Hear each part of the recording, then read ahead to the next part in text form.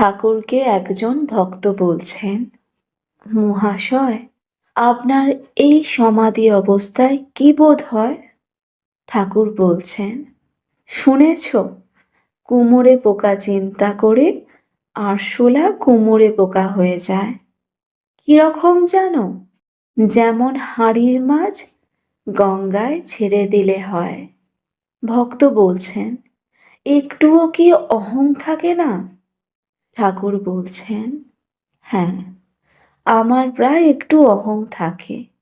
সোনার একটু কণা, সোনার চাপে যত ঘষো না কেন, তবু একটু কণা থেকে যায়। আর যেমন বড় আগুন, আর তার একটি ফুলকি। বাহ্যজ্ঞান চলে যায়, কিন্তু প্রায় তিনি একটু অহং রেখে দেন বিলাসের জন্য। আমি তুমি থাকলে তবে আস্বাদন হয়। কখনো কখনো সে আমিটুকুও তিনি মুছে ফেলেন। এর নাম জড় সমাধি, নির্বিকল্প সমাধি।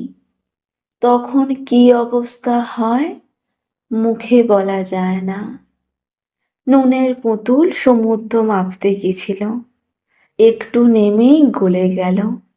তখন কে আর ওপরে এসে সংবাদ দেবে সমুদ্র কত গভীর।